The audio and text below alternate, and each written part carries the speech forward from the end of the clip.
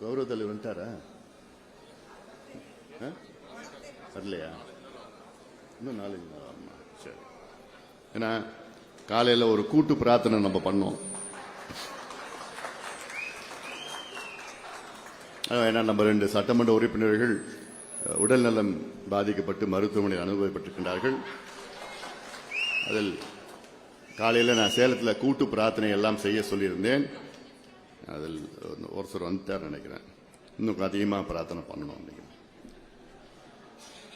உண்மையை நான் சொல்றேன். நான் சும்மா நான் விளையாட்டுக்கெல்லாம் சொல்ல, உண்மையை நான் சொல்றேன். நல்லா இருக்கணும், எல்லாம் நல்லா இருக்கணும்.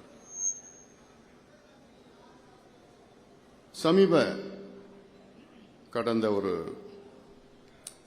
2 மாதங்களாக எனக்கு மிகுந்த மன உளைச்சல். உங்களுக்கெல்லாம் தெரியும். இன்னும் சொல்ல போனா என்னைக்கு நான் தலைவர் பதவி ஏற்றணும் அன்னிலிருந்து எனக்கு மன நிம்மதி போயிடுச்சு. எனக்கு உலகாலமாக உங்களில் ஒருவனாக, உங்களில் அதாவது எப்படி சுதந்திரமாக நான் செயல்பட்டேன். நான் அந்த பொறுப்பு என்னைக்கு எடுத்தனோ அன்னையிலிருந்து எனக்கு மிகுந்த மன உளைச்சல். கிட்டத்தட்ட ஒரு 3 ஆண்டு காலமாக அதையெல்லாம் கடந்துதான் நான் வந்திருக்கின்றேன்.